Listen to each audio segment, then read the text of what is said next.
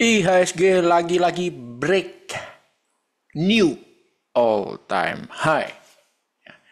Dan yang membuat saya semakin tertawa ya, bukan pertumbuhan portfolio saya, bukan.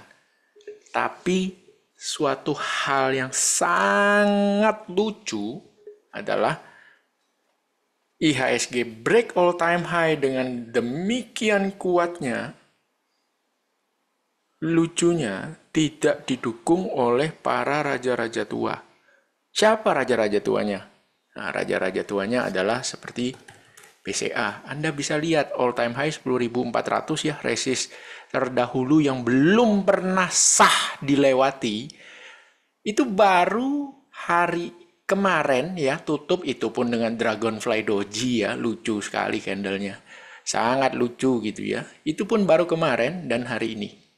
Tapi apakah ini sah breakout? Tentu saja tidak. Ya breakout kok begini kayak cuman ya jadi syarat doang lah ikut-ikutan. Ya, itu satu. PCA. Oke, mungkin BUMN-nya. Bank BRI, Anda bisa lihat all time high 7.500. Belum ya break all time high. BBRI jangan ditanya, masih jauh, Bos. Ya, jauh banget, ya. BBNI jangan-jangan. Apalagi BBNI. Ya, sama juga, masih jauh. Oh, jangan-jangan Astra nih. Nah, apalagi Astra. Jauh, bos. Sangat-sangat jauh. Ya, jauh. Telkom, sama juga. Ya, gajah. Gajah ini sudah begitu berat, ya. Telkom. Jadi apa yang bikin ISG ini kok bisa bertahan break all time high gitu ya, nggak pullback gitu ya? Ya, jangan-jangan brand. Ya, Anda bisa lihat nih ke brand. Apakah brand break all time high? Tidak juga kan, lucu ya. Brandnya aja masih belum melewati all time high-nya. Tapi IHSG-nya udah lewat kan, lucu. Oke, saya bilang apa yang bikin IHSG itu break all time high? Yang bikin break all time high adalah pasukan-pasukan emiten yang lotnya goib tapi capnya besar. Contoh, The Net.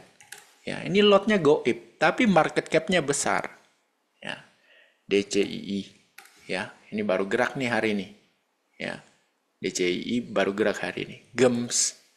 Ya, Anda bisa lihat itu GEMS. Market capnya besar-besar semua dan break all time high.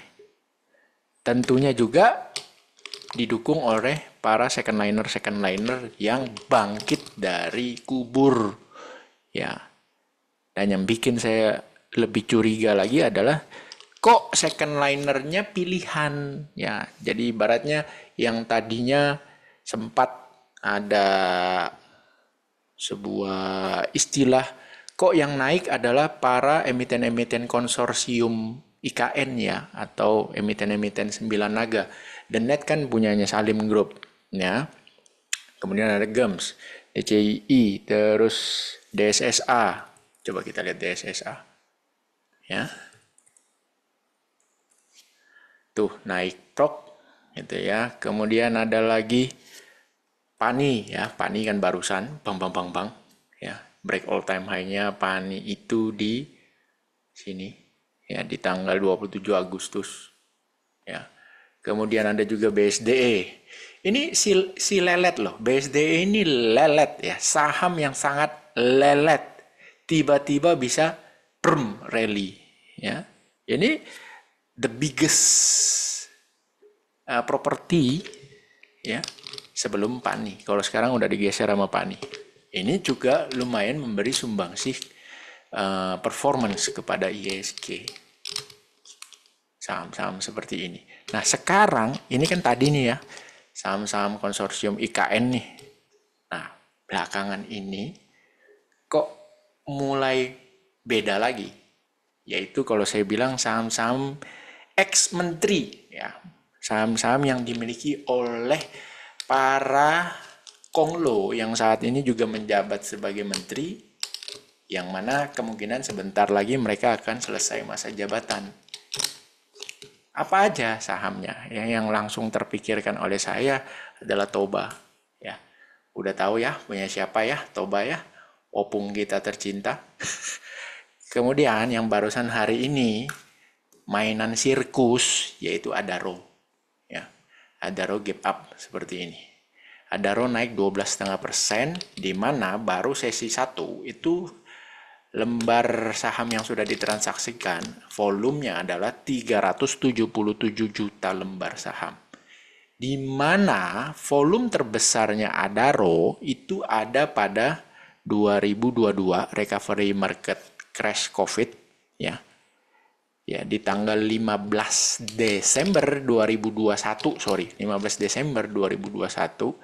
Pada saat itu value transaksi volumenya adalah 539 juta, hampir 540 juta lembar saham dalam satu hari.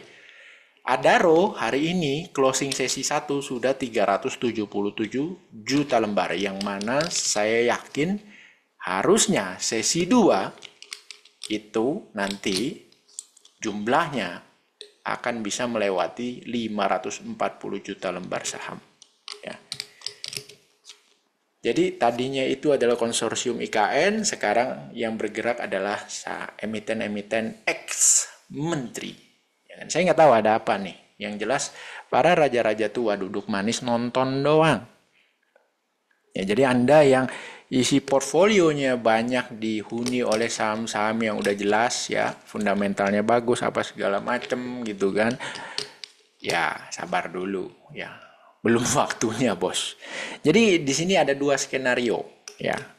Skenario pertama, skenario optimis ya, skenario optimis. Para raja-raja tua itu terlambat ikut pesta karena mereka harus duduk nonton dulu, mempersilahkan para juragan-juragan yang punya kaitan dengan pemerintahan saat ini untuk berpesta pora, ya, konsorsium IKN dan ex-menteri. Setelah itu barulah giliran raja-raja tua. Nah, ini skenario optimis, ya kan? Skenario optimis. Skenario kedua. Setelah mereka puas pesta pora, konsorsium IKN dan ex-menteri, raja-raja tua tetap nggak ikutan pesta. Kalaupun ikutan mungkin false breakout. Ya. Setelah mereka false breakout ataupun tidak ikutan, market akan pullback lumayan dalam. Short. Karena dasarnya cukup simpel sih kalau saya bilang ya. Di mana bursa saham suatu negara itu biasanya mengikuti kondisi makroekonomi di negara tersebut.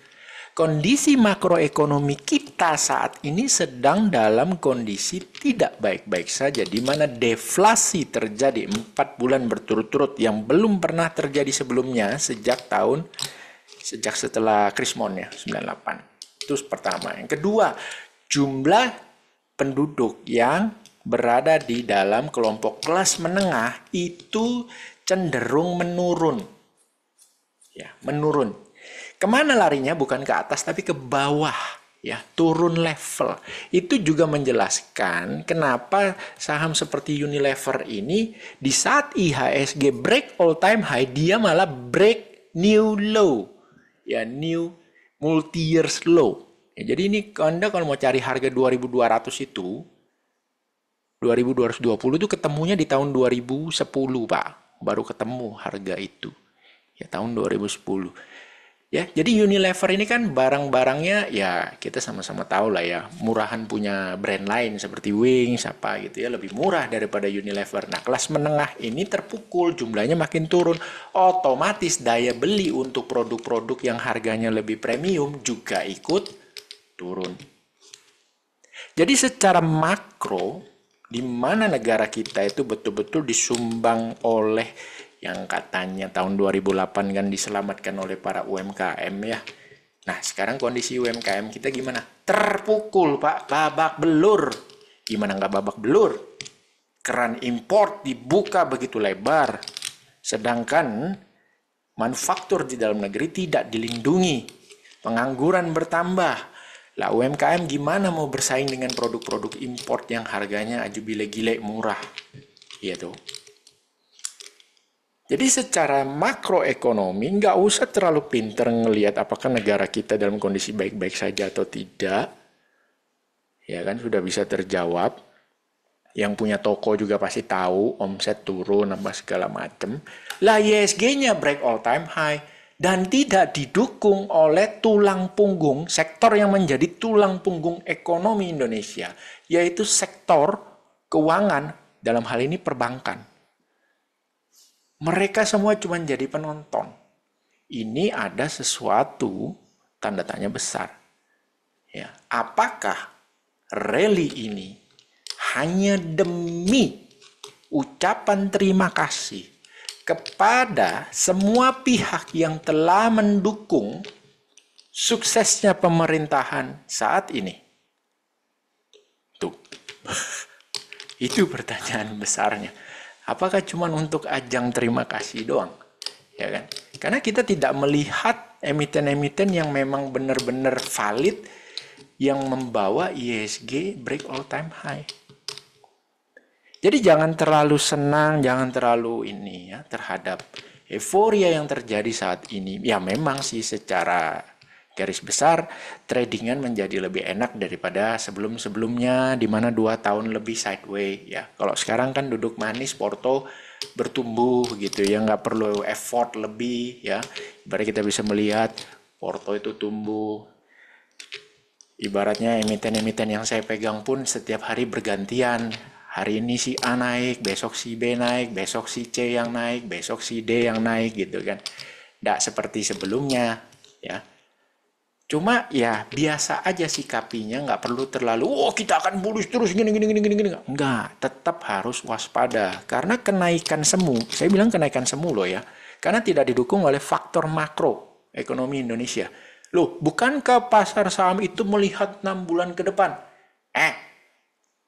6 bulan ke depan. Lawang sektor usaha sekarang aja semua pada wait and see karena terjadinya pergantian pemerintahan. Gimana bisa 6 bulan ke depan itu akan menjadi suatu hal yang positif? Kebijakan ekonominya saja kita belum tahu seperti apa. Yang jelas anggaran pemerintahan masing-masing divisi kita melihat beritanya, pemangkasan yang terjadi. Mau keuangan, mau pertahanan keamanan, mau pendidikan, terjadi pemangkasan, bos. Gimana ekonomi mau tumbuh? Kalau di semua lini itu yang ada pemangkasan demi satu program kerja, yaitu makan sehat gratis. Ya. Terus sektor yang lain gimana? Tidak didukung. Gimana ekonomi mau tumbuh? Ya tapi saya ikut senang kalau marketnya seperti ini. Ya enak aja gitu. Tradingnya menjadi lebih enak. Cuma ya hati-hati. Jangan terlena. Khususnya kalian-kalian yang baru 1 bulan terakhir ini akunnya jadi. Loh, kok 1 bulan terakhir? Ya, saya bisa pastikan ketika IHSG itu positif, jumlah opening account dari investor-investor baru itu akan meningkat drastis. Karena para newbie ini baru tertarik ketika melihat sesuatu yang enak di depan matanya terlihat. Padahal ketika akun Anda jadi, RDN Anda jadi, disitulah kami take profit pelan-pelan. Kami menjadi lebih waspada tradingnya. Nggak usah diragukan, data itu nanti dicek aja. Setiap sekuritas, jumlah opening account itu meningkat. Khususnya 1 bulan terakhir. Ya. Karena mau lari kemana? Kripto ambles, ya kan? Forex udah nggak zaman, ya kan? Forex itu udah nggak zaman. Gitu. Mau ke market US, pilihan saham terbatas kalau cuma pakai aplikasi-aplikasi yang terkenal. Mau buka akun di sekuritas luar negeri, bingung caranya, susah, ya kan? Atau modalnya perlu gede. Ya udah, mau di mana lagi nih putar duit? Ya di IHSG mumpung lagi bagus, bos. Mumpung bank-bank ini belum naik, kita beli yuk, akan gitu. Masa nggak ikutan all time high break? Nah, itu pemikirannya newbie. Tapi saya justru kok ada yang aneh ya. Tapi ya semoga abis ini bank-bank ikut break all time high. Saya juga seneng karena kan barang-barang dari 2004 masih 2020 crash covid saya masih pegang gitu. Ya saya ikutan seneng aja sih. Cuma ya kok nggak terlalu optimis sayanya. Oke, semoga video ini membantu ya. Salam trading sadis. Trading sangat disiplin.